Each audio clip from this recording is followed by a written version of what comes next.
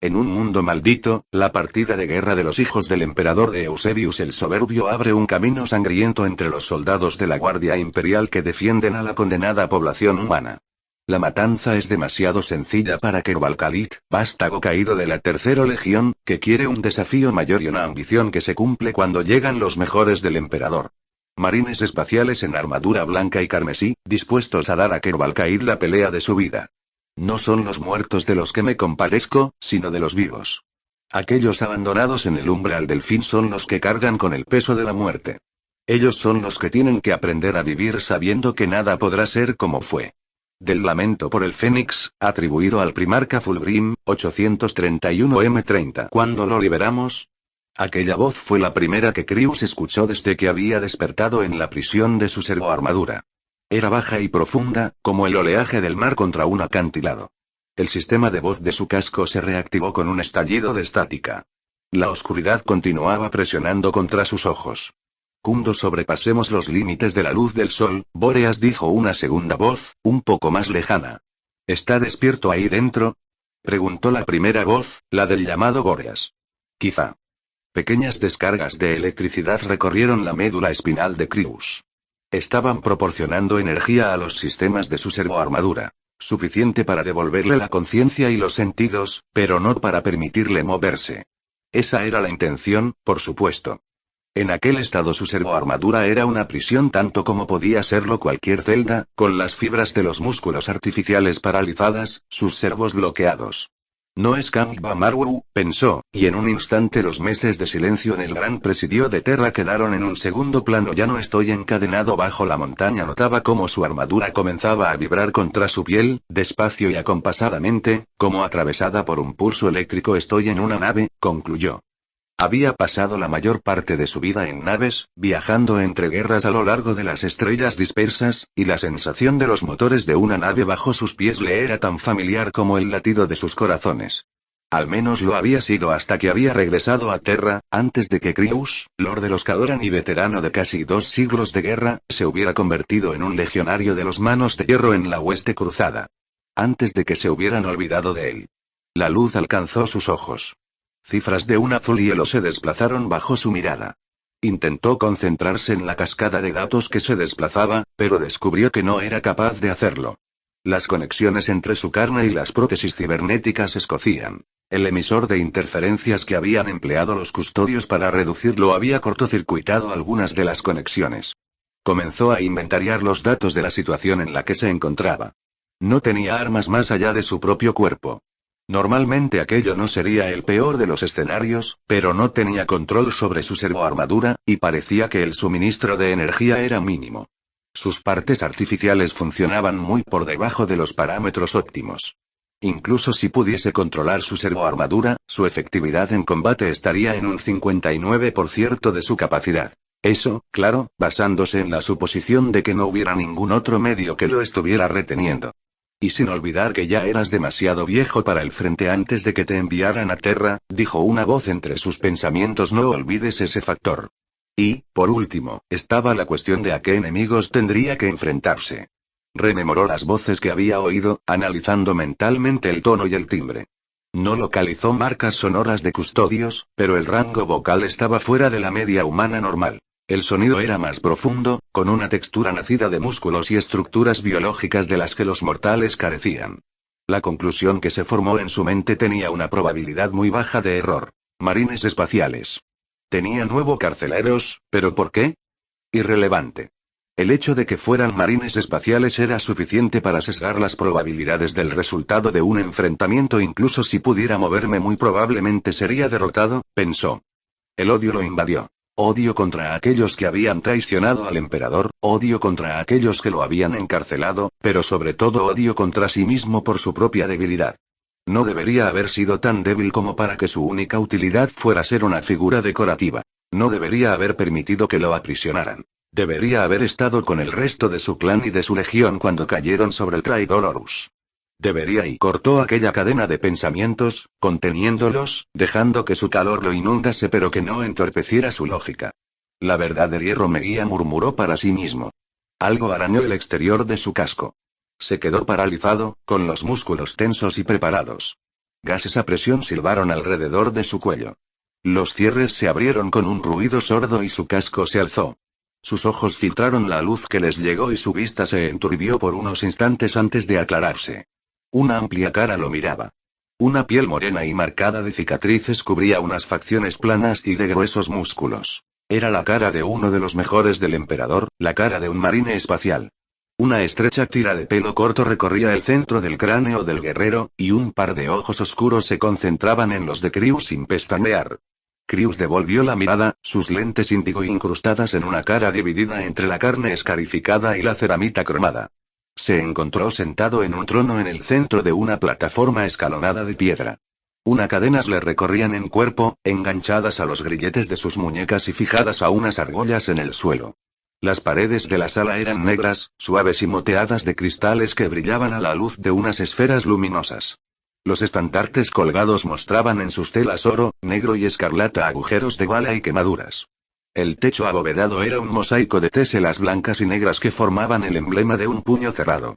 El marine espacial que había retirado el casco de Kryus lucía una servoarmadura amarilla con una insignia cruciforme negra sobre blanco en la hombrera. Su inmovilidad le recordaba a Kryus la de una estatua funeraria que guardase la tumba de un muerto al que honrara. Puños imperiales, pensó los pretorianos de Terra. Por supuesto. El legionario de los puños imperiales dio un paso atrás, y Kryus vio una segunda figura en pie tras él, mirándolo en silencio, su servoarmadura cubierta por un tabardo blanco cruzado de negro. Su mano reposaba en el pomo de una espada envainada. La figura clavó su mirada en los fríos ojos de color zafiro de Kryus, quien se mantuvo impertérrito. Su armadura, mi señor. ¿Debo activarla? Bóreas, pensó Kryus. Así era como la otra voz lo había llamado. Yo no haría eso, dijo alzando la vista hasta Bóreas, en quien pareció percibir la sombra de un ceño fruncido. Y si fuera tú, tampoco quitaría las cadenas. ¿Qué? Si lo haces, continuó Kryus con calma, os mataré a ambos. Bóreas miró un momento a su silencioso camarada antes de volver a dirigirse a Kryus. ¿Sabes sí? Sí, sé quién es, gruñó Kryus. No quería creer que fueras un traidor, mano de hierro, dijo el segundo legionario de los puños imperiales. Traición, y Kryus pronunció la palabra lentamente. Dime, si te hubieran enterrado bajo una montaña, encadenado junto a aquellos con la sangre de auténticos traidores, entonces ¿qué pensamientos te habrían asaltado en la oscuridad? ¿Qué desearías para los que te aprisionaron allí? Los anillos de enfoque de sus ojos zumbaron. Si Sigismund, primer capitán de los puños imperiales, fuera quien estuviese sentado aquí en mi lugar, ¿qué estaría pensando él? Sigismund entrecerró los ojos. Estaría pensando cómo podría mejor servir al imperio. ¿De verdad? Preguntó Kryus con una mueca desdeñosa. Sigismund continuó como si no hubiera oído aquello. Ahora que hemos abandonado los límites del sistema solar, te transmitiré las órdenes de Lord Orm. Kryus negó despacio con la cabeza, sin apartar su mirada de la de Sigismund. Mi espada está al servicio de mi primarca y a las órdenes del emperador. Tú no eres ninguno de ellos, y tampoco lo es Rogal Dorn. Bóreas se avanzó sobre él, la ira quebrando sus pétreas facciones. Su mano ya estaba convertida en un puño. ¿Cómo te atreves? Sí? Rápido, registró Kryus, muy rápido. Pero Sigismund se movió aún más deprisa y puso su mano sobre el hombro de Bóreas. Paz, Bóreas, dijo el señor de los templarios. Bóreas miró a su comandante y su mirada le recordó algo que ambos sabían. Kryus abrió la boca para decir algo, pero Sigismund habló primero. Ferrus Manus está muerto. Kryus oyó las palabras. Notó cómo su cerebro las procesaba. Sintió cómo su significado se extendía por todo su ser. Sintió y nada. Aquel instante se prolongó y aún no había nada.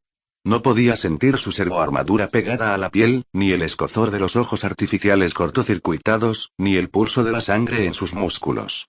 Solo había una avalancha de silencio y una sensación de caída, como si un agujero se hubiera abierto en el universo y se lo hubiera tragado. Estaba cayendo, y solo había vacío arriba y abajo. Ferrus Manus está muerto. Las palabras se repetían en su mente. En algún lugar en su memoria, una cara adusta lo miró seriamente. ¿Y quién eres tú? Soy Kryus, primer vexilla de la X Legión, había dicho tras aclararse la garganta seca. Soy vuestro hijo. Sí, lo eres, había contestado Ferrus Manus. ¿Cómo? Se oyó decir a sí mismo. Sigismund seguía mirándolo como lo había estado haciendo hace momento, sin rastro alguno de emoción en sus ojos. Cayó en el contraataque en Isban. ¿Cuándo? No está claro, dijo Boreas. ¿Cuándo? Preguntó de nuevo Krius, notando que mostraba los dientes. Han pasado 214 días desde que recibimos la noticia, dijo Sigismund. Krius procesó el número. La mitad de su mente lidiaba con el frío dato, mientras la otra mitad aullaba. Los músculos se tensaron en su cuerpo. Su armadura crujió y las cadenas repiquetearon. Todo ese tiempo lo sabían. Lo sabían, y aún así no han dicho nada hasta ahora. Exhaló lentamente, luchando por apagar el fuego que parecía consumirlo, recuperando su autocontrol. Los puños imperiales se limitaban a mirarlo. Ferrus Manus está muerto. No. No, aquello era imposible. Lo sabían, y aún así no han dicho nada. Los pensamientos de Krius se tambaleaban sobre el abismo de vacío cada vez más amplio en su mente mientras su boca formaba las palabras. ¿Qué fue del resto del contraataque? No lo sabemos, al menos no con certeza. Sigismund parpadeó y por primera vez rompió la línea visual con la mirada de Krius. La Legión Alfa, los Amos de la Noche, los Guerreros de Hierro y los Portadores de la Palabra están con Horus. Vulcan permanece desaparecido. Corax ha logrado contactar con nosotros e informar de que la Guardia del Cuervo ha sido aniquilada salvo unos pocos miles de guerreros que aún tiene con él. Krius afirmó con la cabeza. Unos minutos antes aquella nueva información lo había dejado aturdido, pero en aquel momento su mente entumecida simplemente la absorbió y la procesó. Notaba un zumbido en los oídos. Tragó y descubrió que su boca era como papel reseco. Ferrus Manus está muerto. Debe haber alguna forma de que vuelva. Es la Gorgona, es hierro, no puede morir. ¿Y mi legión? No lo sabemos. Puede que algunos hayan sobrevivido a la masacre. Puede que algunos no alcanzaran el sistema Isban. Puede que haya todavía muchos ahí fuera. Sigismund hizo una pausa y se acercó a él. Eso es lo que Lord Orn espera de ti. Que encuentres a tantos de tus hermanos como puedas.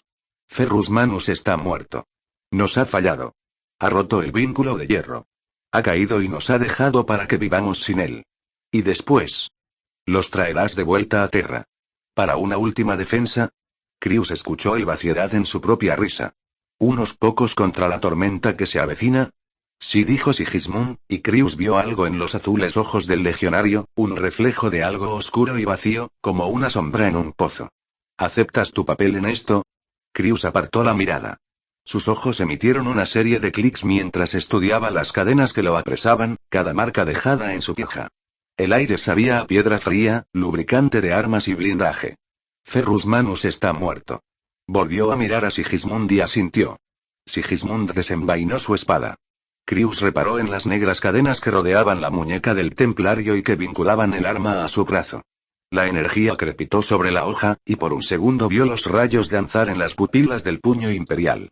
Entonces la espada trazó un arco y las cadenas que retenían a Krius cayeron cercenadas. Boreas tecleó un código en un panel en su muñeca y Krius notó la conexión completa de su espina dorsal a la servoarmadura a medida que el suministro de energía aumentaba. Se puso en pie despacio, tanto los movimientos de su cuerpo como los de la servoarmadura eran rígidos. Miró los grilletes que aún tenía en las muñecas. Boreas se acercó con una llave, pero Krius consideró lo que le parecía haber visto en los ojos de Sigismund. Hizo un gesto a Boreas para que se apartara, dejando que los eslabones de la cadena que todavía colgaban repiquetearan contra su servoarmadura. No dijo antes de devolver la mirada a Sigismund. Déjalos. Como desees, respondió Sigismund con un ligero asentimiento. Esta nave es la Juramento. Te llevará donde necesites. Boreas irá contigo. Cerró un puño y se lo llevó al pecho. Espero que volvamos a vernos, Krius de los Cadoran. Krius le devolvió el saludo y vio cómo Sigismund le daba la espalda y abandonaba la cámara. Los datos se desplazaron sobre los ojos de Krius mientras miraba las estrellas, las runas binarias confundiéndose con su pálida luz. A su alrededor la tripulación del puente se movía y susurraba, entregándose rollos de pergamino y pantallas de datos, con los cables de las interfaces neuronales colgando tras sus cabezas. No se había sentado en el trono de mando. Después de todo, aquella no era su nave, el mando no era realmente suyo. En lugar de eso permanecía frente a los ventanales del puente, escuchando, mirando, esperando, igual que la docena de veces anteriores. Aquí estoy, pensó, esperando a que los muertos me hablen desde la noche. Sus ojos cliquearon sin que él lo quisiera, como si parpadeara. Ferrus Manus está muerto. Habían pasado meses desde que había escuchado aquellas palabras, y aún así seguían irrumpiendo en sus pensamientos y sus ensueños.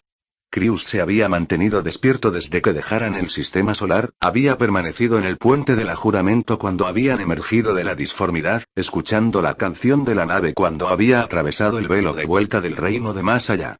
Había intentado encontrar solaz en el canto de hierro y en los cálculos del propósito, pero cada vez que buscaba algo de paz esta parecía eludirlo. Había esperado a que la tormenta en su interior amainara, que el frío proceso de la lógica lo redibujara hasta devolverlo a como era antes, con aquella furia a mano pero con hierro en el corazón. En su lugar, con cada día que pasaba y con cada mes que pasaba había sentido cómo el vacío había seguido creciendo en sus corazones. No estábamos hechos para esto, pensó lo que necesitábamos para sobrevivir a este pesar fue desechado en nuestra forja. La máquina es fuerte, y la lógica puede abrir las puertas de cualquier reino del entendimiento. Las palabras de Ferrus Manus resonaban en las sombras de los distantes recuerdos, pero sin las manos y las mentes de los vivos no sirven de nada. Nosotros vivimos para doblegar el hierro a nuestra voluntad, pero el hierro se puede romper, las máquinas fallar y la lógica corromperse. La vida es la única verdadera máquina. Córtala demasiado y nos perderemos a nosotros mismos. Recuerda esto, Krius. Los anillos de los ojos de Krius reenfocaron su mirada, y el recuerdo se difuminó. Oyó cómo a su espalda Bóreas se acercó. 12 saltos, dijo Krius sin darse la vuelta. 12 veces en punto muerto en el vacío mientras los astrópatas olisquean el éter en busca del rastro de mis hermanos. 12 ciclos de silencio. Debemos tener éxito, sin importar cuánto tardemos. Ese fue nuestro juramento. Krius asintió pero no respondió. Bóreas se acercó, y pudo sentir los ojos del puño imperial sobre él, pero no apartó su mirada de las estrellas. Terra debe tener a su disposición todas las espadas posibles para defenderla cuando Horus la alcance, dijo Bóreas. ¿Tan seguro estás de que llegará hasta allí? Lord Dorn lo cree así. ¿Por qué? ¿Cómo si no podría Horus ganar la guerra? Krius se encogió de hombros y se giró para encarar a Bóreas. Los oscuros ojos de este le devolvieron la mirada. Afilados, inclemente y carentes de emoción. ¿Estás seguro de que se trata de ganar? Preguntó Krius. ¿De qué más podría tratarse? Krius volvió a mirar a las estrellas. De olvido, dijo. Se hizo un silencio prolongado. Una voz amplificada sonó en el puente. Lord Krius. Krius se giró para ver al capitán del juramento. Casterra era un hombre viejo, con unos ojos verdes en una cara cicatrizada por el tiempo y los vientos helados de Inuit. Aunque seguía siendo humano, Casterra había servido a los puños imperiales en la guerra durante casi 17 décadas, y al imperio del cúmulo de Inuit durante otra década más antes de eso. Fuerte y firme, el viejo capitán era un pilar moldeado para soportar un gran peso. Señor, dijo Casterra tras una breve pausa, los astrópatas tienen algo. ¿Cuál es la esencia del mensaje? Preguntó Bóreas. Casterra miró de Krius a Bóreas y de nuevo al primero. La imagen de una montaña, dijo Casterra. Un gran cráter desciende de su cima hasta sus entrañas. El corazón de la montaña es oscuro, su fuego largo tiempo extinguido. Los astrópatas dicen que el sueño del corazón de la montaña los presiona, que sabe a pedernal y plomo. El hombre hizo una pausa. La imaginería secundaria es un código metafórico estándar para un sistema en el cúmulo Arinat. Krius asintió dándole las gracias y volvió a darle la espalda. Bóreas esperó, mirándolo. Ignarat, dijo Krius al final. Es como los nacidos en Medusa lo llaman. El silencio de las montañas que una vez ardieron, y que arderán de nuevo. ¿Qué significa? Es una llamada. Una llamada a reunirse para la guerra. Bañada por la luz de un sol moribundo, la Tetis permanecía en el silencio del vacío. La juramento permanecía a cierta distancia, con sus reactores preparados a la espera de una respuesta de lucha o huida. Krius observaba la negra y vasta masa desde la Storm Eagle con la que cruzaban la distancia entre ambas naves. La Tetis había nacido en los cielos de Marte. Se podía ver la piedra negra y el hierro sin desbastar sobre su blindaje desde los propulsores hasta la proa que asemejaba un mazo. Era como una ciudad forja dejada a la deriva entre las estrellas, su denso cuerpo habitado por factorías, forjas y almacenes. La última vez que Krius la había visto era la reina en el centro de una flota de naves más pequeñas, las luces de los transportes alrededor de sus muelles como luciérnagas. Ahora unas heridas enormes marcaban su férrea piel, las quemaduras oscurecían su casco. Sus muelles eran cavernas oscuras. Las fortalezas a lo largo de su eje eran unas crestas ruinosas de arquitecturas rotas. Los cañones, las matrices de sensores y los observatorios miraban a las estrellas junto a cráteres desgarrados. Proyectada sobre los ojos artificiales de Kryus, parecía un cadáver flotando en aguas negras. Está sola, pensó Kryus, mientras la acumulación de datos y estadísticas en su mente lo llevaban a conclusiones inciertas. Canceló la imagen y se mantuvo en la oscuridad de sus ojos apagados en lugar de en la penumbra del interior de la Storm Eagle. Pétalos de metal bruñido se habían cerrado sobre las lentes de sus ojos artificiales, y solo la rutilante cascada de datos irrumpía en la negrura de su mundo. En algún lugar a su izquierda escuchó el roce de la servoarmadura de Bóreas contra el arnés magnético. El rumor de los motores resonaba a través de los miembros y la servoarmadura de Kryus. Lo prefería así, prefería el interior de su propia mente. Le recordaba a un tiempo anterior a su conocimiento de la muerte de su padre, cuando el mundo estaba constituido por líneas rectas de lógica y fuerza. ¿Qué le pasa a una legión cuando su primarca muere? Sus pensamientos se perseguían en círculos mientras la Storm Eagle se deslizaba por el vacío en dirección a la Tectis. ¿Qué les ocurre a sus hijos sin una mano que los guíe? ¿Qué será de nosotros? Kryus. La voz de Bóreas rompió la espiral de sus pensamientos. Abrió los ojos. Descubrió que ya habían llegado a la Tethys. El casco de la Storm Eagle rechinó al posarse, y los motores y otros sistemas parecieron suspirar al entrar en posición de reposo. Bóreas estaba en pie, mirando desde arriba a Kryus con esa expresión suya de piedra que solo se resquebrajaba para mostrar ira. La luz brillaba sobre la servoarmadura del templario, reluciendo sobre las alas del águila grabada sobre la coraza amarilla dorada. Una capa negra y roja colgaba de su espalda, y la calavera en la que estaba esculpido el pomo de su espada envainada parecía clavar sus oscuros ojos en Kryus. ¿Estás preparado para esto, Kryus? Por un momento el mano de hierro creyó percibir una sombra de emoción en los oscuros ojos del guerrero tras su pregunta. ¿Lástima? Se preguntó. ¿Eso es todo lo que queda para nosotros? Asintió, desbloqueó su arnés magnético y se puso en pie. Los servos de su pierna traquetearon. Datos de error y dolor recorrieron su cuerpo. Maldijo silenciosamente, pero no dejó que aquello se reflejara en su rostro. El mal funcionamiento de sus partes mecanizadas había empeorado desde que dejaran el sistema solar, como si el metal añadido a su carne se hiciera eco de las fracturas de su alma o rechazara la debilidad que crece en mi interior, pensó, mientras comprobaba el martillo de energía a su espalda y la pistola Volter fijada a su muslo. Estoy listo, dijo al final.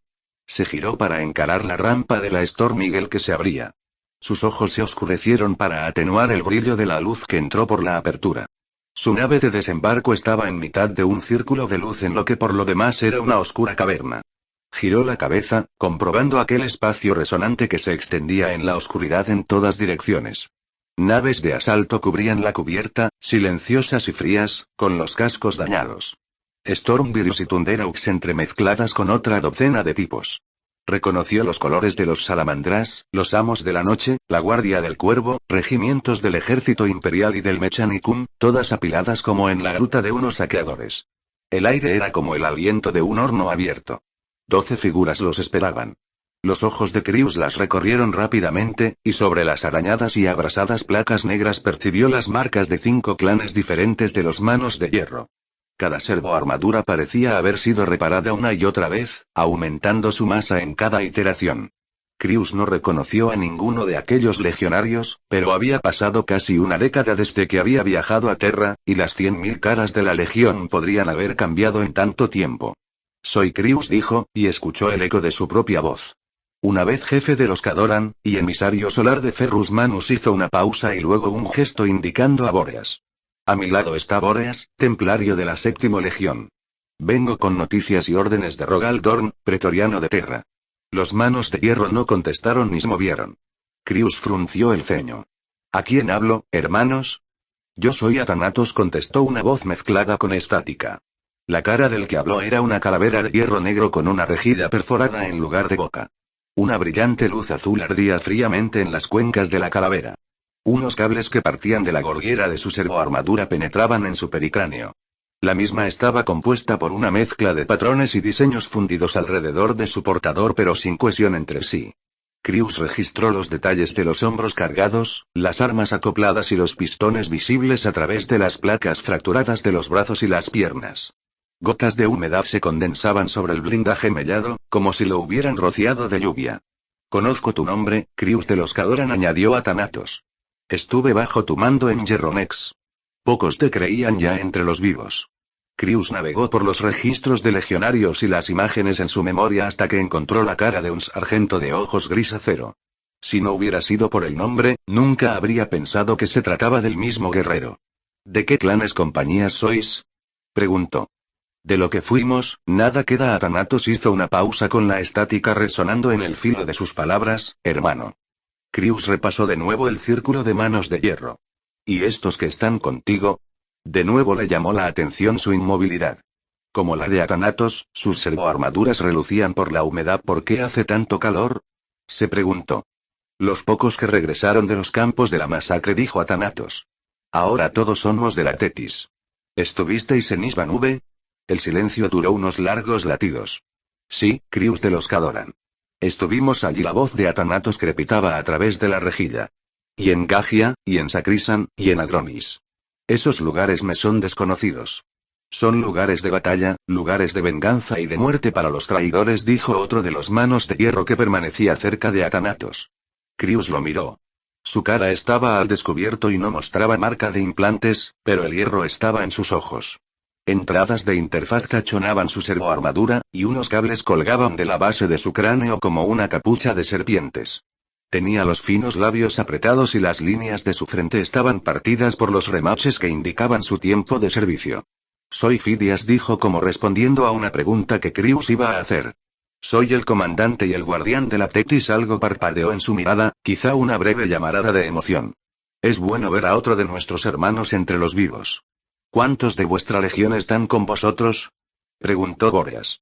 Athanatos giró su cabeza lentamente hasta centrar su mirada en el puño imperial. Nuestras fuerzas están frente a ti, hijo de Dorn. Tampoco si. Krius sintió como si se formase un bloque de plomo en su estómago. La última vez que había visto la Tetis transportaba 3000 guerreros. La imagen de cadáveres esparcidos bajo un cielo empapado de fuego llenó su mente antes de que pudiera controlarla. ¿Cuántos se han perdido junto a nuestro padre? Rogal Dorn pide que regreséis a Terra, dijo Krius. Para luchar junto a nuestras legiones hermanas. ¿Pide? Preguntó Athanatos. ¿U ordena? Completó Fidias. Las fuerzas de las legiones deben reunirse para defender Terra, respondió Bóreas dando un paso al frente. Krius pudo ver cómo las líneas de la cara del templario se endurecían. Debéis regresar con nosotros, como ha dicho Lord Krius. Lord Krius, y murmuró Athanatos mientras miraba las cadenas cortadas que colgaban de las muñecas de aquel. ¿Y de qué es Lord? Bóreas iba a replicar, pero Athanatos habló de nuevo. Tu fuerza falló hace mucho tiempo, Krius de los Cadoran. No regresaremos contigo. No nos apartaremos de lo que nos espera. ¿Y qué hay de la señal que enviasteis al vacío? Exigió Bóreas. ¿La convocatoria a la guerra? Aquí estamos, dijo Fidias. ¿Y los demás supervivientes? ¿El resto de la legión? No hemos visto a otros de la legión desde la masacre, contestó Athanatos. No hasta ahora, murmuró Fidias. Los detalles cobraron sentido en la mente de Krius, completando el patrón que reducía las posibilidades. Dejó escapar un largo suspiro cuando comprendió lo que estaba ocurriendo. Sintió algo como un escalofrío a pesar del calor del ambiente. La señal no era una llamada, dijo, y sus palabras hicieron que Bóreas dirigiera su mirada hacia él. Era un cebo. Atraemos al enemigo hasta nosotros, asintió Fidias. Somos cazadores entre las estrellas, dijo Athanatos. Nos persiguen como llevan haciéndolo desde que escapamos de Isban. Habrán oído nuestra convocatoria. Saben lo suficiente de nosotros como para comprender su significado. Vendrán, y nos enfrentaremos a ellos. ¿Con un puñado de vosotros? Preguntó Bóreas. Con todas y cada una de las armas que tengamos, respondió Athanatos. Si tuvierais 100 veces vuestro número, y Krius negó con la cabeza. Pereceréis aquí, hermanos. Perecer, y repitió Athanatos, dejando que la palabra quedara flotando en el aire recalentado. ¿Tenéis la esperanza de hacer otra cosa que no sea morir? Entonces Athanatos rió, un ruido crepitante que retumbó entrecortadamente en el silencio como engranajes en movimiento. Hace mucho que esta no es una guerra de esperanza, hermano. Es una guerra de venganza y exterminio. El primarca se ha ido, la gran cruzada ha terminado y pronto el imperio seguirá sus pasos. Lo único que importa ya es ver a quienes nos llevamos con nosotros a nuestras tumbas. Krius escuchó la hoja de Bóreas rozar contra la vaina a medida que el templario la desenvainaba. Se giró y sujetó con su mano el pomo de la espada antes de que la liberase completamente y vio los ojos ardientes del legionario de los puños imperiales. A su alrededor pudo escuchar el zumbido de alta frecuencia de los anillos de condensación de energía y el sonido de los alimentadores de munición cuando armas volquitas y de proyectiles sólidos se armaron. No le dijo Krius. Ni tu muerte ni la de ellos tendría sentido. Boreas le devolvió la mirada, su cara pálida con la furia que ardía en sus ojos. Krius notó el zumbido de los servos de su mano y de la del legionario que competían por mantener la espada en su posición. Lentamente, Krius fue liberando su presa y se dirigió de nuevo a Thanatos. Disculpa a nuestro hermano de la séptimo. Tus palabras, y hizo una pausa, sus ojos zumbaron. Tus palabras lo han sorprendido. Te equivocas al decir que la muerte no tiene sentido, dijo a Thanatos. La muerte es lo único que hay ahora. ¿En qué se han convertido mis hermanos? Se preguntó Krius cuando Thanatos comenzó a alejarse, su servoarmadura crujiendo y siseando. Fidias y el resto de manos de hierro lo siguieron. Nos quedaremos con vosotros, dijo Krius. Boreas lo miró, pero no dijo nada. Por ahora. Hablas como si tuvierais elección, se oyó la voz de Thanatos desde la oscuridad en la que se había adentrado. Es una locura, espetó Boreas. Krius no respondió. Boreas y él se encontraban en el puente de la Tetis, sobre la plataforma de granito por debajo del trono de mando y por encima de los pasillos de sistemas de control atestados de servidores. La cámara completa tenía 500 metros de largo y la mitad de anchura. Los pilares se alzaban hasta una bóveda de cañón a 100 metros por encima de la cubierta. Negros braseros de hierro colgaban de largas cadenas, añadiendo la luminosidad rojiza del carbón a la fría luminiscencia azul y verde de los proyectores hololíticos. La silenciosa tripulación permanecía sentada en sus puestos, con las cabezas inclinadas, los cables brotando de los pliegues de sus túnicas de color ceniza hasta conectar con los módulos de maquinaria. Tecnosacerdotes en túnicas de rojo y blanco se movían entre los mecanismos como fantasmas. El calor impregnaba el aire incluso allí, entre el olor a metal desgastado y carga eléctrica. Para Krius resultaba a la vez familiar e inquietante, como la cara de un amigo sutilmente desfigurada. Fidias permanecía en el trono por encima de ellos, a sus espaldas. Una maraña de cables colgaban sobre él, conectándolo a los sistemas de la nave. Thanatos y los otros manos de hierro se habían desvanecido después de abandonar el hangar. No los habían vuelto a ver. Krius miró la pantalla que mostraba el vacío alrededor de la Tetis. Era un poliedro de luz azul que giraba suavemente sobre una peana de cristal negro. Los datos y las runas llenaban la proyección holográfica, siguiendo la posición de escombros que flotaban en el vacío con la nave en el centro. La Juramento estaba fuera de su alcance y de la vista, oculto en la sombra de un planetoide que flotaba lentamente en las cercanías espaciales. Fidias había pedido a Boreas que ordenara a su nave que se alejase y que permaneciera en silencio, sin importar lo que ocurriese. No hizo falta una amenaza expresa. Todos entendieron que si la Juramento no obedecía sería destruida. Boreas accedió al fin y dio la orden. Krius miró al templario. Una aura de contención y furia rodeaban a Boreas, como dos capas de acero, una dura y otra más dúctil, empleadas para forjar una única hoja. Todas las fuerzas que tengan desaparecerán aquí, desperdiciadas por resentimiento. No tienen intención de morir aquí, contestó Krius después de un largo momento de silencio. Ese no es el camino de mi legión. No son como tú. No son como ningún mano de hierro que yo haya conocido. Cierto, pensó Krius, son como otra legión, o una sombra proyectada por el pasado y no les habían permitido abandonar el puente, y en su trayecto desde las cubiertas del hangar no habían visto a ningún otro mano de hierro, solo servidores y personal de apoyo bajo grises capuchas. Inspiró profundamente, y se preguntó de nuevo por qué haría tanto calor. Una nave con un hangar convertido en cementerio de decenas de naves de asalto, pero solo un puñado de guerreros, y dijo Boreas, dejando intencionadamente que las palabras quedaran en suspenso. Y ahora Thanatos ha desaparecido, miró a Krius con gesto serio. Secretos, añadió en un susurro, continuando la línea de sus sospechas. No, motivos, respondió Krius, sosteniendo la mirada de Boreas. Aún son mis hermanos. Incluso si han cambiado. Todavía somos y los hijos de un padre muerto. El pensamiento lo asaltó, y notó la ola de vacuidad que se removía en su interior. Mirad. La palabra resonó en los altavoces repartidos por el puente.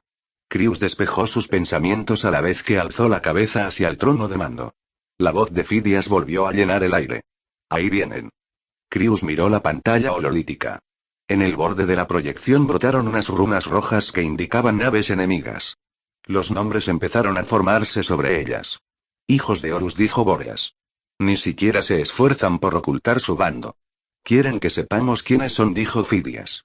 Quieren que sepamos quiénes son antes de destruirnos. En eso no han cambiado. Krius leyó los datos recopilados de las naves enemigas. Las reconoció a todas. 3 de ellas tenían un perfil de lanza, recubiertas de adamantío verde marino y bronce. Habían nacido en las forjas de armadura y habían sido un regalo de Guilliman a Horus. El señor de los ultramarines había bautizado sus regalos como Golpe de Lanza, Lobo de Chtonia y Estrella del Amanecer, y había pocas naves que las igualaran en velocidad y ferocidad. La cuarta nave, más grande y más Roma, tenía una historia que se remontaba a las primeras guerras más allá de la luz del sol de Terra. El emperador la había llamado Hija de la Muerte, y aún conservaba su nombre a pesar de su traición. 2000 legionarios, murmuró Krius haciendo un somero cálculo. Eso si somos afortunados y sus fuerzas no son las óptimas. Nos disparan. Gritó Bóreas. Krius vio una serie de marcadores que partían de las representaciones de las 4 naves. Los cúmulos de torpedos se precipitaban sobre ellos. 12 segundos para impacto, indicó un tripulante de túnica gris. ¿Por qué no devuelves el fuego?, gritó Krius. Fidias no respondió. El ruido de la maquinaria llenaba el puente, la tripulación permanecía absorta en sus tareas, pero las armas de la Tethys permanecían en silencio. Las palabras de Krius fueron devoradas por las primeras detonaciones. Empezaron a sonar alarma tras alarma. El fuego apareció de repente. El hedor de carne abrasada llenó el aire. Muchos tripulantes estaban ardiendo en sus puestos, sus gritos perdidos entre el estrépito. Un gas blanco comenzó a llenar el puente. Fidias no se movió de su trono. Krius se preguntó incluso si sería consciente de lo que estaba ocurriendo frente a él o si su mente conectada a la interfaz de mando solo veía la oscuridad más allá del casco. Otra descarga alcanzó la nave. La cubierta se inclinó y por un segundo la gravedad desapareció. Los cuerpos de los mortales volaron por el aire. Los cables se arrancaron de la carne. La sangre se esparció convertida en glóbulos flotantes. Krius se alzó de la cubierta como los demás, flotando de un lugar a otro. Entonces la gravedad se restableció y se desplomó. Reaccionó lo suficiente como para rodar hasta quedar agachado. Bóreas estaba a su lado, ya en pie. A su alrededor todo era un caos de humo y llamas. Tenemos que encontrar a Athanatos, gritó Krius. Si Fidias no escucha, él tendrá que hacerlo. Tenemos que retirarnos mientras tengamos la posibilidad. Bóreas miró el desastre a su alrededor y asintió. Sin esperar un segundo más, ambos corrieron hacia la puerta del puente. Tras ellos, las alarmas continuaron gritando. En el trono de mando Fidias notó la furia con la que se sacudía su nave. La Tethys sangraba por las fisuras a lo largo de su casco. Gas, plasma y fluido de maquinaria se derramaban por los nuevos agujeros de su blindaje escarificado. Sintió cada ola de daños como una dolorosa puñalada en lo que le quedaba de carne. Era un pequeño precio que pagar. Una irrelevancia. En la proyección horolítica frente a él las marcas rojas de las naves enemigas se acercaban deprisa. Viramos para encararlas. Toda la energía a los propulsores. Un segundo después notó cómo la nave comenzaba a obedecer. La tripulación y los adeptos del puente cancelaban las nuevas alarmas según se disparaban. Sabían muy bien que no debían cuestionar la orden. Va a ser una tremenda tormenta de fuego, pensó, quizá la última para nosotros. Un escalofrío recorrió su servoarmadura. No hemos terminado con esta guerra todavía. Mientras aún tengamos fuerza jamás lo haremos. Objetivos enemigos a 30 segundos de la línea de fuego de nuestras baterías, informó un maltrecho oficial de comunicaciones. Fidias ni siquiera asintió, podía ver claramente que la distancia que los separaba de las 3 naves de los hijos de Horus se acortaba por momentos. Comenzad con los ritos, dijo por encima del ruido del puente. Despertarlos. Krius se detuvo a la vista de las puertas, notando una quemazón en la piel, el aliento ahogado en su garganta. Tras él Bóreas se detuvo, y sus ojos recorrieron la altura de las puertas hasta que desaparecieron en la oscuridad de arriba. La condensación cubría en adamantío agujereado. El aire era aún más caliente, como si estuvieran junto a una hoguera. Un charco de líquido vaporoso se había formado frente al umbral, y su superficie como un espejo negro la perturbaban solo los temblores de la batalla en el vacío que rodeaba la nave. Krius tuvo la sensación sobrecogedora de que aquel lugar había estado esperando que lo encontrara. Lo habían encontrado por accidente. Corriendo por los corredores vacíos de la Tetis, habían sentido los temblores de la batalla pero no habían dado con Athanatos. Y de repente las puertas estaban allí, cerniéndose sobre ellos. Un almacén de armas, dijo Bóreas. Krius negó con la cabeza aunque no dijo nada al acercarse a las puertas. Unas ondas recorrieron la superficie del charco en la entrada cuando lo pisó. La cámara al otro lado fue una vez un almacén de armas. Un almacén de armas no exuda esta condensación. Ni tampoco inunda una nave con este calor. Despacio, alzó su mano de metal y la acercó, pero se detuvo antes de tocar la superficie de la puerta. Deberíamos seguir buscando, dijo Bóreas. Krius negó de nuevo. La lógica se desplegaba en su mente, más rápida y clara que en ningún momento desde que había dejado Terra. Las conclusiones danzaban a su alcance, esperando los datos que acotaran las posibilidades. Y en el núcleo de sus pensamientos estaba la certeza de que todas las respuestas estaban al otro lado de aquellas puertas. Finalmente posó la mano sobre el metal perlado de humedad. Sintió la conexión como un hormigueo caliente que recorriera sus nervios. Marcas como del diseño de un circuito se extendieron por la superficie de las puertas en líneas luminosas. Algo fuera de su vista sonó como si se desenganchara. Krius se apartó. Una apertura apareció entre ambas hojas y se fue abriendo paulatinamente. Más allá solo las sombras les devolvieron la mirada. El enemigo ha abierto fuego, informó el oficial de comunicaciones. Las alarmas gemían. Fidias esperaba, contando los fragmentos de tiempo, mirando las naves enemigas en la proyección. No navegaban directas hacia la Tetis, por supuesto. Los hijos de Horus sabían demasiado bien hacer la guerra como para eso. 2 de las 4 naves, la Golpe de Lanza y la Lobo de Ctonia, aceleraban a su encuentro, pero la Estrella del Amanecer y la Hija de la Muerte trazaban un amplio arco para encerrarla en una pinza de fuego cruzado.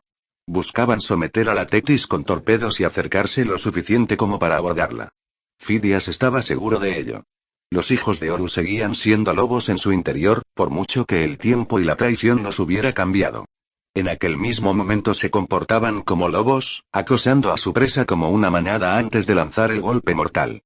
Los proyectiles de los macrocañones alcanzaron los escudos de vacío de la Tetis. Primero uno, después otro y después un aluvión. Fidias vio cómo despellejaban sus barreras, vastos arcoíris líquidos que reverberaban en su visión periférica.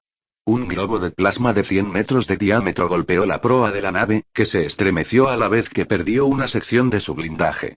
Fidias continuó con la mirada fija en el corazón del proyector hololítico, en las marcas enemigas. La nave entera se estremecía al estrellarse con el muro de fuego enemigo. Notó cómo los protocolos de despertar comenzaban a absorber energía de los sistemas auxiliares. Los reactores enviaron aullantes advertencias del descenso de suministro de sus fuentes de alimentación. Incluso si quedara suficiente tripulación como para atender la artillería, no habrían tenido energía suficiente para disparar sus armas. Preparados para el lanzamiento, dijo. Las puertas se cerraron tras ellos con un siseo. Cruz permaneció quieto en la oscuridad mientras los mecanismos de sus ojos cliqueaban y zumbaban en busca de cualquier ápice de luz. El frío comenzó a morder la piel expuesta de su cara. Temperatura por debajo del umbral de soporte vital, registró, no es una amenaza inmediata. El sonido del acero cortó el silencio cuando Bóreas desenvainó su espada. Los ojos de Krius cambiaron a visión termal. Frío. Azul y negro. Completo y totalmente frío. Los datos se escurrieron sobre sus ojos artificiales. Los ignoró para concentrarse en reconocer alguna forma entre los borrones de azul en la oscuridad. Proyección de luz, susurró, y sus ojos se iluminaron como focos. Las máquinas llenaban el espacio frente a él hasta perderse en la oscuridad, cubriendo el espacio que en su momento ocuparon Stormvirus y batallones de tanques. Pilas de cilindros y cajas como losas surgían entre un laberinto de tuberías, y un pequeño estrado de hierro bruñido presidía el poco espacio libre que quedaba frente a las puertas. Un cetro de metal batido y pulido flotaba medio dedo por encima del estrado. El cetro y el estrado eran lo único que parecía libre de la escarcha que cubría las superficies del resto de la cámara. Control artificial de temperatura, murmuró, trazando arcos a un lado y otro con las luces que proyectaban sus ojos. Esta cámara ha sido adaptada, toda esta maquinaria no estaba aquí cuando se creó. Esta es la causa de la temperatura en el resto de la nave. El calor extraído de aquí tiene que disiparse en alguna parte. Secretos, gruñó Bóreas, y una niebla blanca escapó entre sus dientes apretados.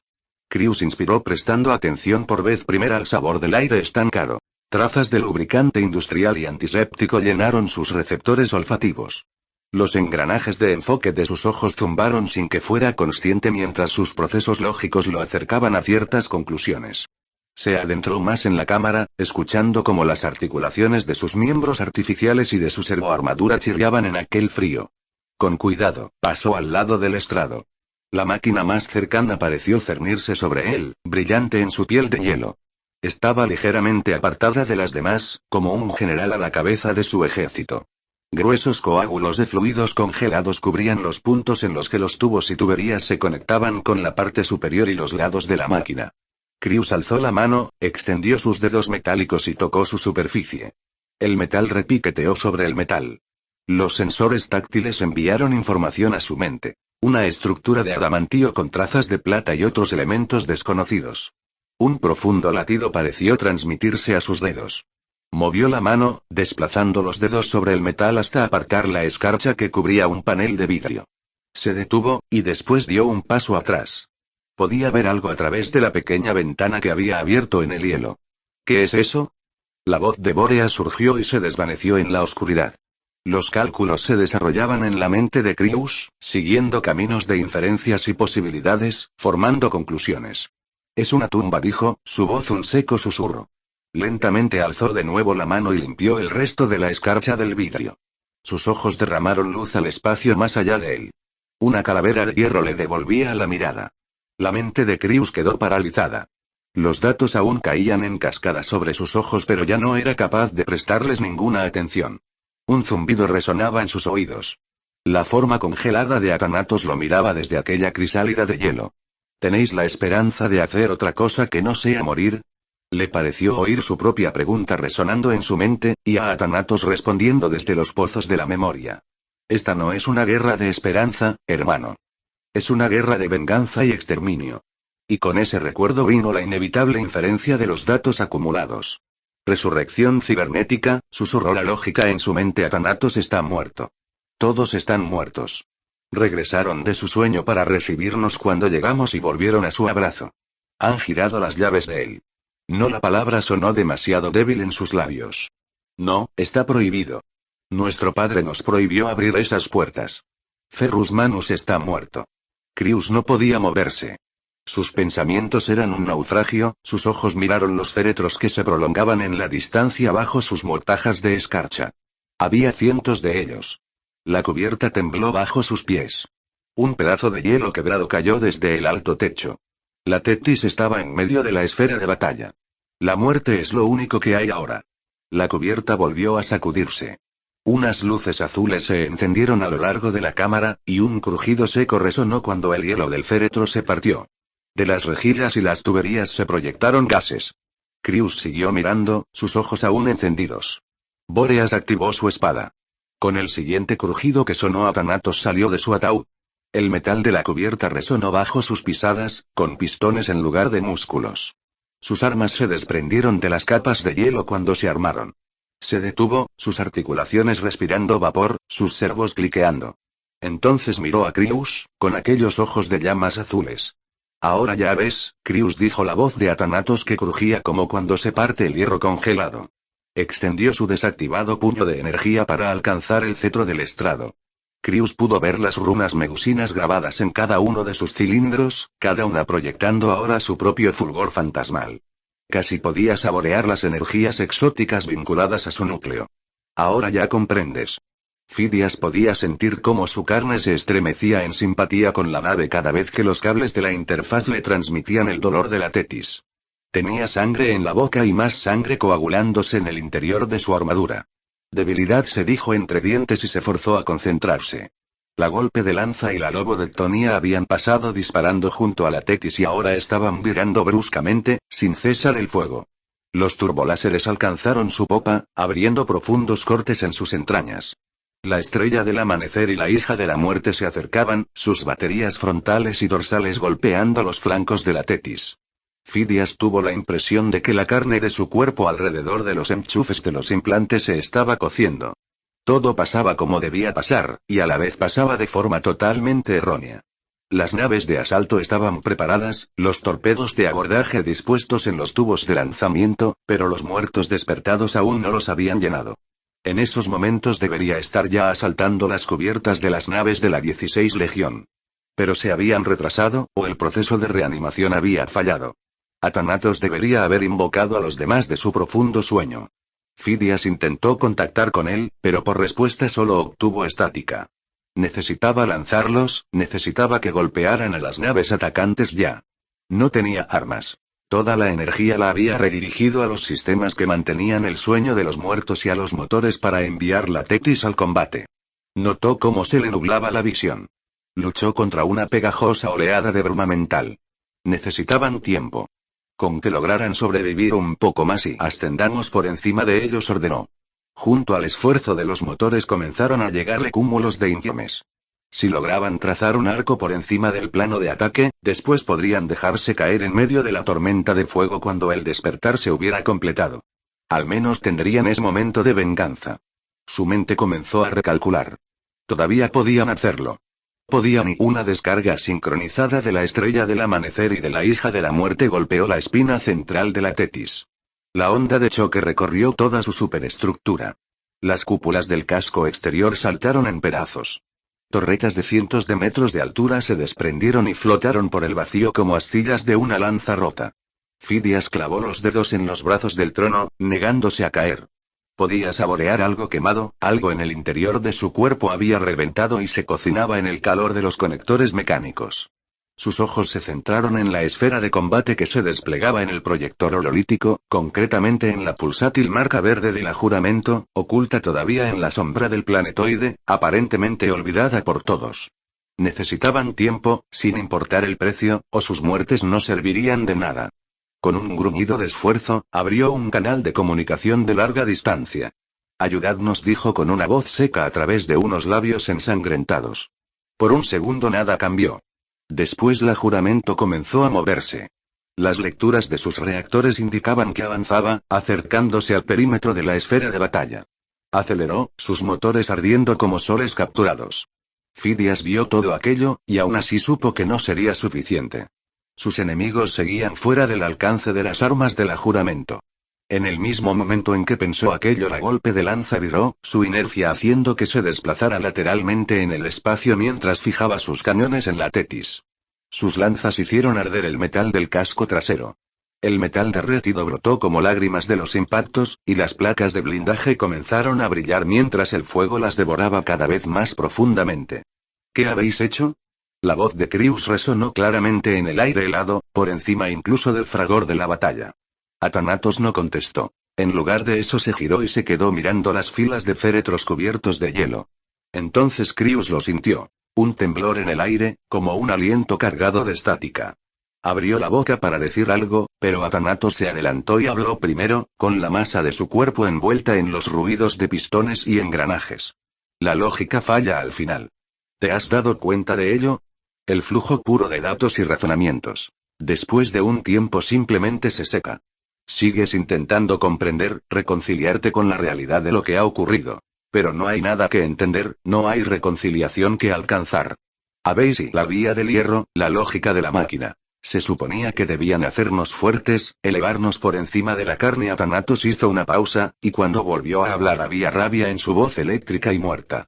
Pero era mentira. El hierro se puede quebrar, la lógica puede ser errónea y los ideales pueden caer. ¿Qué eres? Preguntó Boreas. Krius dirigió su mirada al templario. No se había movido, pero en su quietud delataba una inmensa furia contenida. Lentamente Athanatos también le dirigió su mirada. Soy un muerto de Isban. Un portador de la palabra me arrancó la mitad del cráneo con una garra de energía. Caí, como tantos de los nuestros. Fidias me recogió del campo de batalla, a mí y a todos los que pudo. Nuestra carne había fallado, nuestra semilla genética se había podrido en nuestros cadáveres, pero quedaba suficiente de nosotros. Athanatos alzó el cetro y contempló las runas que cruzaban su superficie. Él conoce los secretos de los protocolos egisinos y de la fórmula Escarcosana, y de los dispositivos y procesos de la vieja noche que nuestro padre dejó fuera de nuestro alcance. Fidias me rehizo y me dio una segunda vida, una vida de hielo y hierro. Por un tiempo no pude recordar quién era, pero al final algo del pasado volvió a mí. Eso es raro. La mayor parte de los despertados recuerdan poco a Thanatos volvió a mirar los ataúdes que se alineaban en la cámara. Pero todos recuerdan lo que es odiar. El primarca prohibió lo que sois, gruñó Crius. Ferrus Manus y cayó, respondió a Thanatos suavemente. Yo lo vi, hermano. Vi a nuestro padre morir. Crius notó el frío que lo inundaba. Su mente había dejado de funcionar correctamente. No podía razonar. Solo podía sentir el hielo que formaba astillas sobre su carne y sus prótesis. Ferrus Manus cayó. Falló. Una profunda negrura se extendió por sus pensamientos, cubriéndolos y creciendo como una nube tormentosa, hirviendo de ira. Nos abandonó. ¿Qué queda de su autoridad ahora? Thanatos lo miraba, asintiendo. Sus ojos eran soles azules en su calavera de hierro. Sí. Ahora ya ves. Eso es lo que nuestro padre nos dejó. No la lógica, no la razón, sino el odio. Esa es la lección de su muerte. Esta guerra será la última, luchada por venganza en lugar de por la razón. No queda nada más.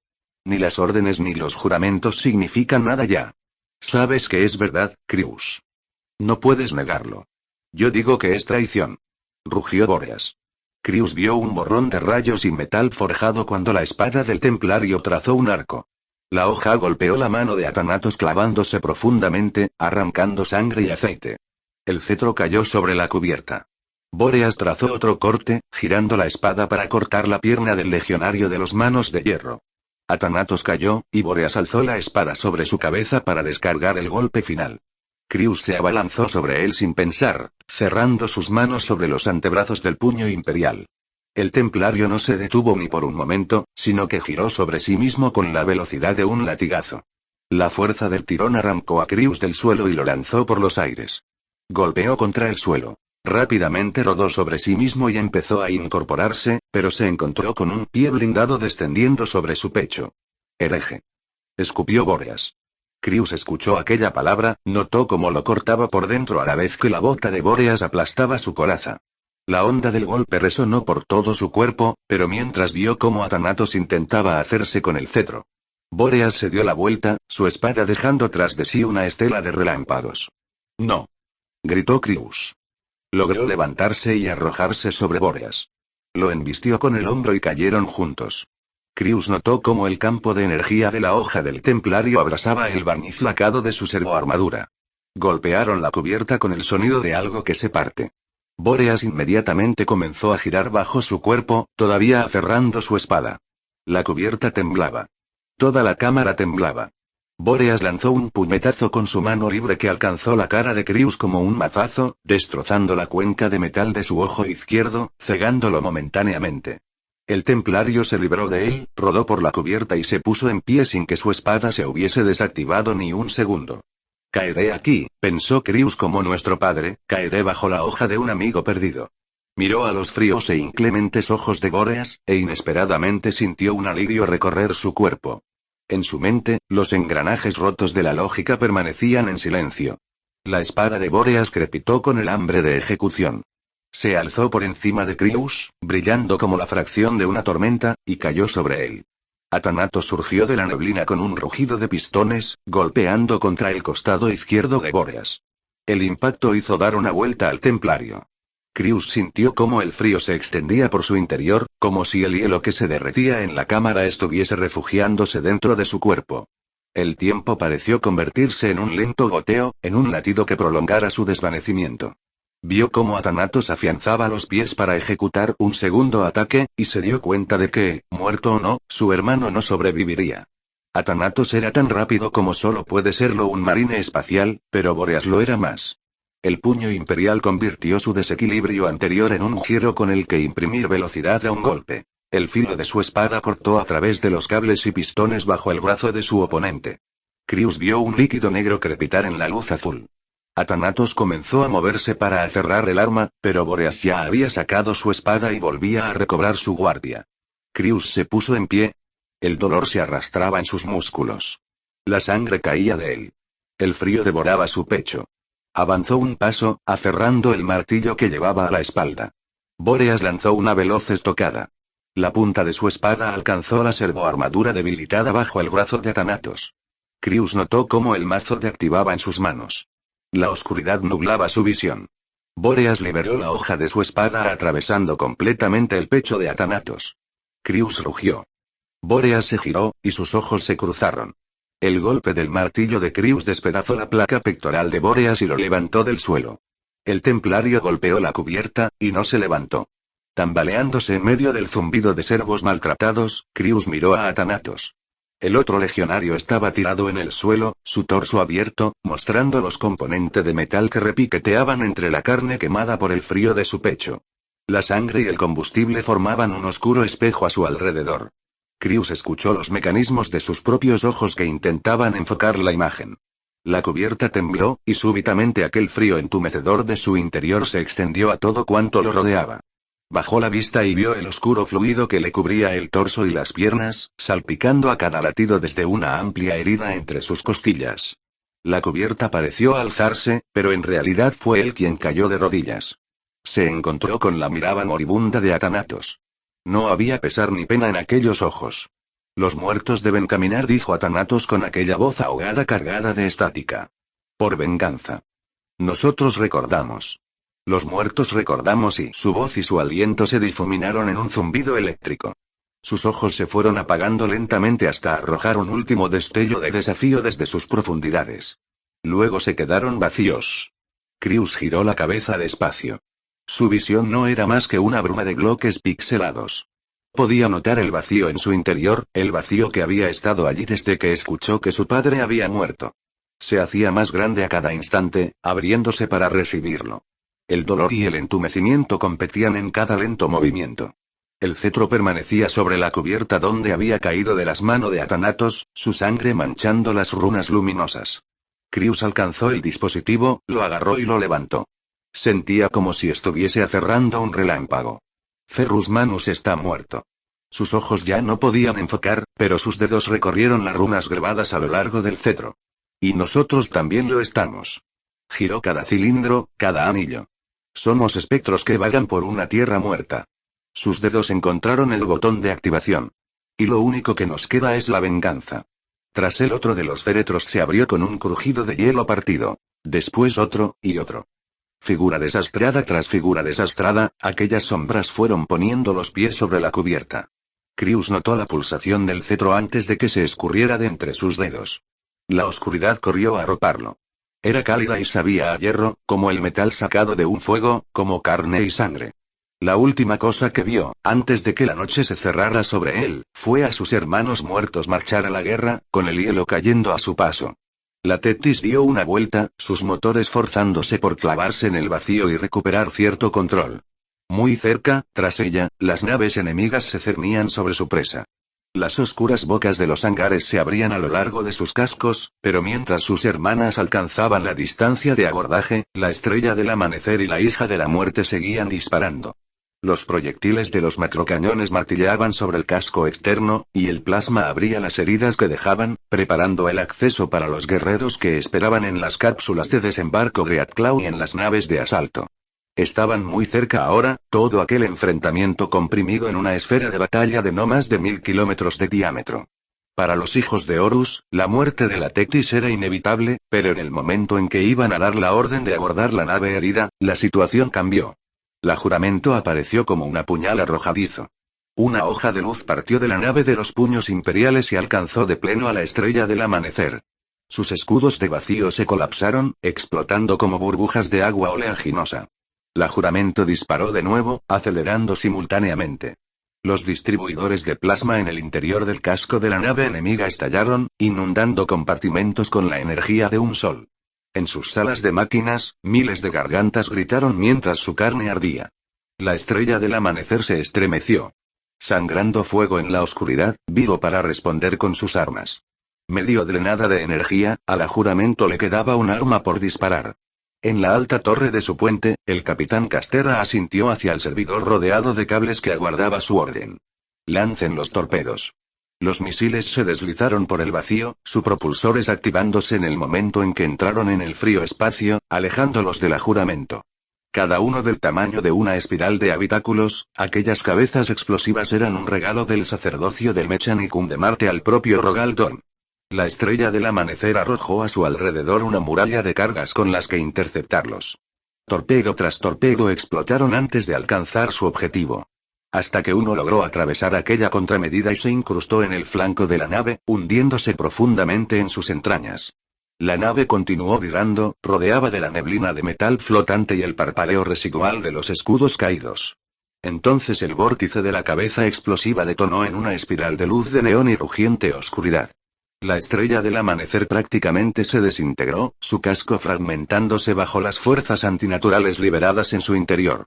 En el espacio que había ocupado un momento antes quedaba una herida refulgente, aullando con un sonido imposible antes de colapsarse en la nada. Las restantes naves de la 16 Legión vacilaron. La golpe de lanza se apartó del curso de ataque sobre la Tetis y viró para encarar la nueva amenaza. Las otras dos redujeron su velocidad, derivando energía a sus escudos y armamento. Aquel respiro fue suficiente. La Tetis avanzó dejando atrás a sus atacantes, virando sobre ellas en un bucle ardiente, y se sumergió de nuevo en el vacío teñido de infierno entre sus enemigos. Desde su trono de mando, Fidias vio las naves enemigas ascender a su encuentro. La Lobodectonía y la Hija de la Muerte giraron en un intento por apuntarla con sus baterías. La Tetis se hundió entre ellas mientras esquirlas de blindaje del tamaño de titanes se desgarraban de sus flancos y dejaba tras de sí una estela de gas ardiente y fuego líquido. El enemigo abrió fuego, salpicando la Tetis de explosiones. Al filo del enfrentamiento, la Juramento viró mientras la golpe de lanza se aproximaba. La nave de los puños imperiales se alineó con su enemiga. Ambas abrieron fuego, sus proas reflejando el brillo de la explosión de sus escudos de vacío. Entonces fue cuando pasaron una junto a la otra, descargándose andanada tras andanada. El vientre de la golpe de lanza se abrió bajo los impactos de los proyectiles de macrocañones, arrojando al vacío grúas de puente y antenas de sensores. La Juramento recibió el fuego de respuesta sobre su casco desprotegido. Una llamarada de plasma penetró en uno de sus cañones haciendo detonar el proyectil en su interior, e inmediatamente una serie de explosiones se propagó por todo el flanco de la nave.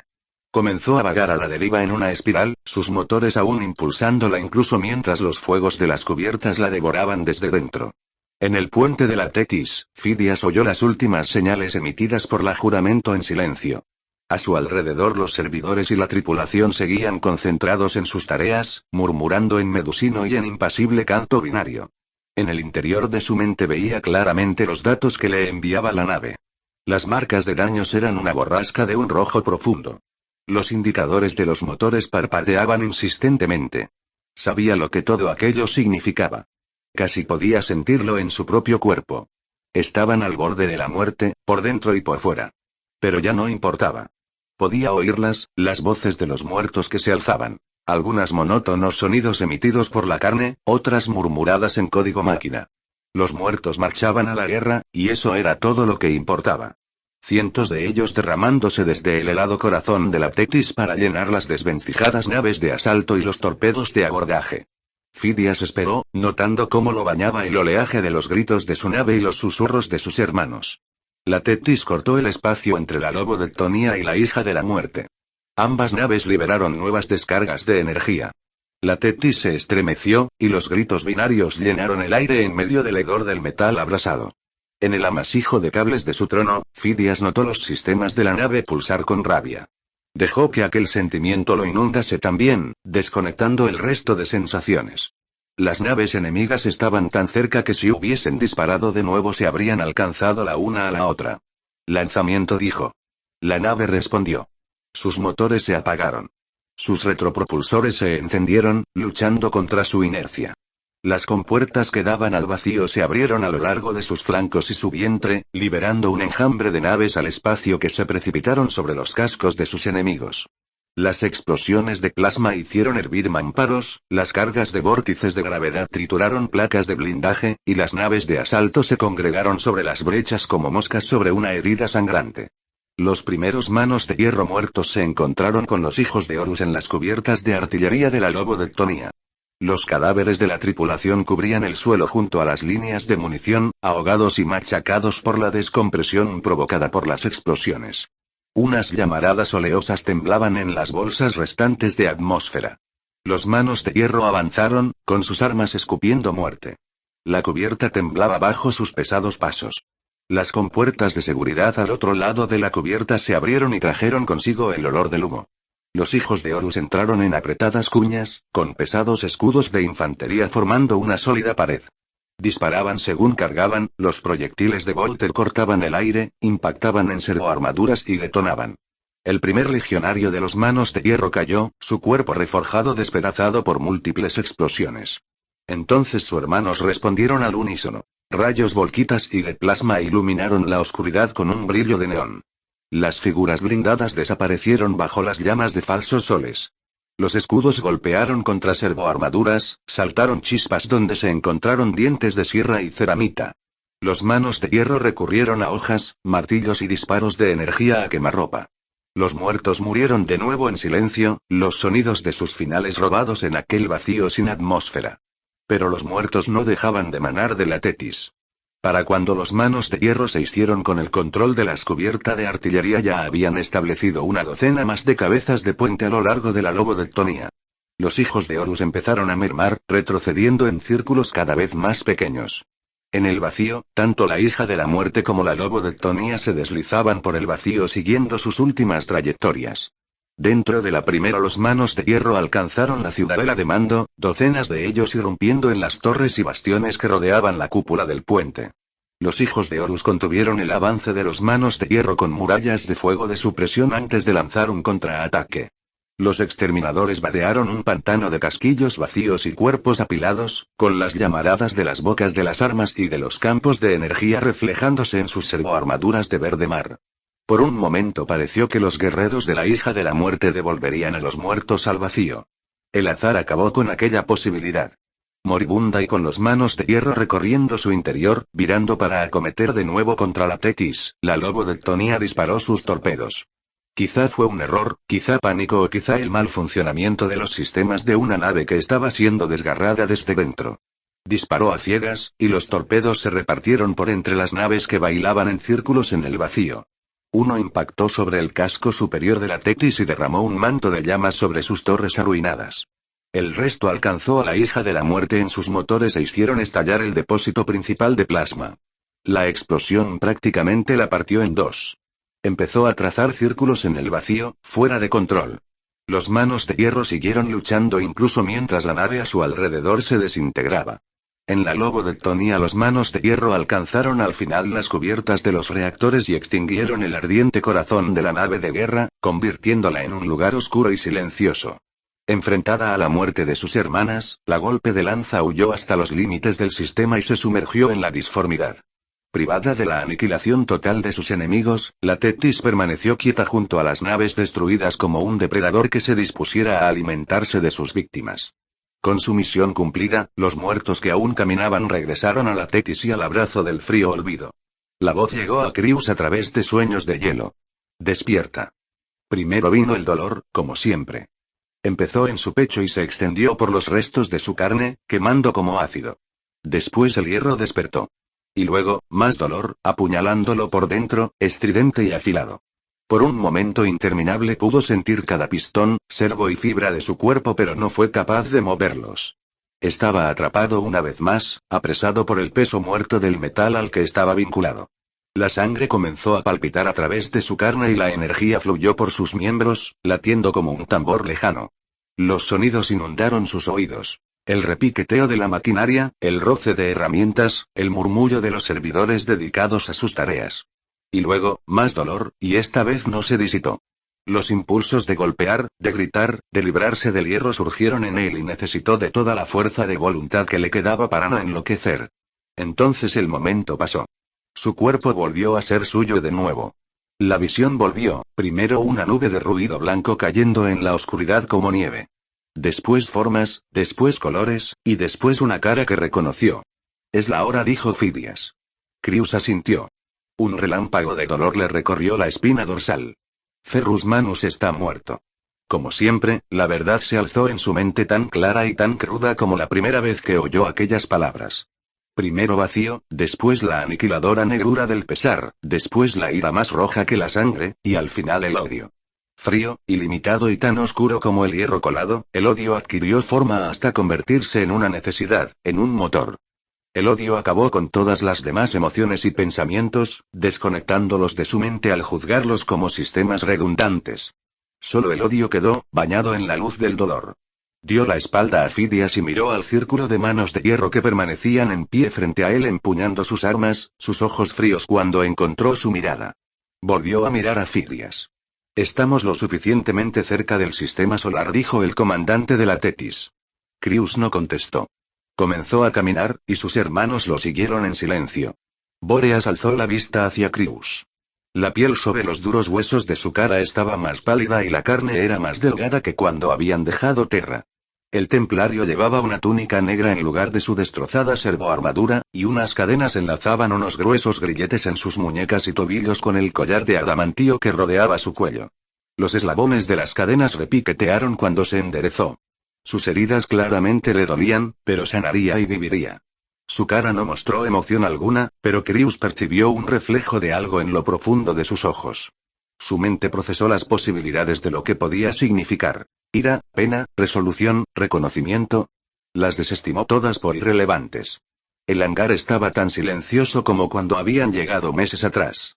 Los cadáveres de las naves de desembarco y cañoneras saqueadas todavía llenaban aquella oscura caverna, y el aire caliente aún presionaba sobre ellos. La Storm Eagle dorada y negra de Bóreas estaba lista para despegar, y sus luces creaban un claro de luz frente a la rampa de desembarco. Estamos en el borde de la luz, dijo Krius. Enviaremos una señal cuando te hayamos dejado. Tus hermanos te encontrarán. Eres y como ellos, respondió Bóreas, mirando al resto de los manos de hierro. Son mis hermanos. Esto no tiene sentido. Toda esperanza muere en el camino por el que ahora camináis. La esperanza se perdió hace mucho, Bóreas. La voz de Krius era un ronquido profundo. En su pecho notó el latido de las máquinas que habían reemplazado a sus corazones. Se perdió en el momento en que nuestro primarca cayó, en el momento en que nuestro padre se volvió mortal ante nuestros ojos. Esta guerra no acabará como piensas, Bóreas, ni como desea tu señor. Hizo una pausa y alzó las manos, haciendo sonar los eslabones que aún colgaban de sus muñecas. Pero cumpliré mi promesa incluso aunque no regrese contigo. Si aceptas este vínculo, es tuyo. Cuando llegue el momento, podrás invocarnos. Bóreas sostuvo por un largo momento la mirada de Krius. ¿Cómo? Ignarak.